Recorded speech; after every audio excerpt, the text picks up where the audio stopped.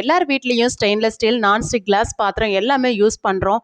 ஆனால் பழைய காலத்தில் அம்மா பாட்டி எல்லாருமே பார்த்தீங்கன்னா இந்த பாத்திரத்தை தான் யூஸ் பண்ணிட்டு வந்தாங்க.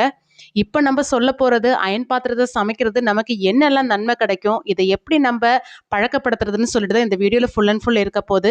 வாங்க வீடியோக்குள்ளே போகலாம். இப்போ தான் நம்ம சேனலுக்கு ஃபஸ்ட்டாக வரீங்கன்னா சப்ஸ்கிரைப் பண்ணிட்டு பாருங்கள். இந்த வீடியோ பார்த்துட்டு இருக்கும் இந்த வீடியோ பிடிச்சதுன்னா கண்டிப்பாக இந்த வீடியோக்கு ஒரு லைக் பண்ணுங்கள்.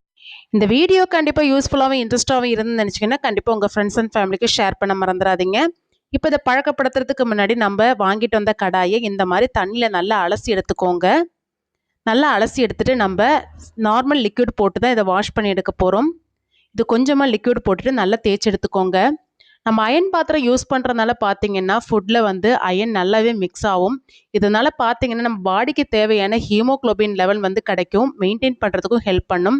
ஸ்பெஷலாக பார்த்தீங்கன்னா பெண்களுக்கு வந்து அனிமியா ப்ராப்ளம் வந்து அவாய்ட் பண்ணுறதுக்கு இது ரொம்பவே யூஸ்ஃபுல்லாக இருக்கும்.